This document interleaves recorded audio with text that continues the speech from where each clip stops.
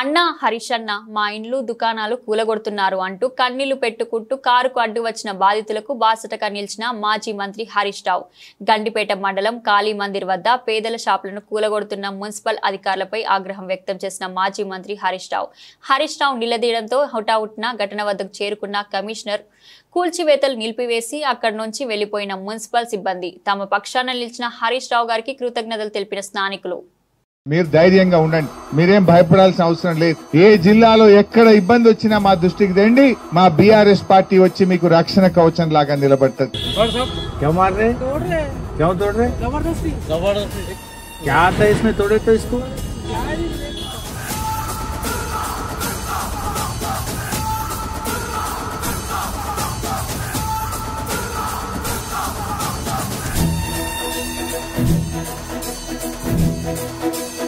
కడుపు కొట్టేసావు, దీన్ని కొట్టబెట్టావు.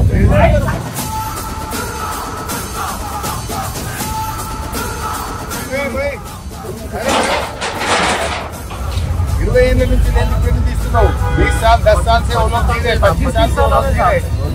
ध्यान देख भाई, ఇప్పటికే రేవంత్ రెడ్డి వచ్చినాక కూలగొట్టుడు కథం అయిపోయింది. హైదరాబాద్ పెట్టి కథం చేసి హైదరాబాద్ ఇప్పుడు ఏంది ఏం కూలగొట్టుడు? ఒక ఇల్లు కట్టుడు లేదు, గరీబ్ సాయం చేసుకులేదు, కూలగొట్టుడు తప్ప ఏం లేదు.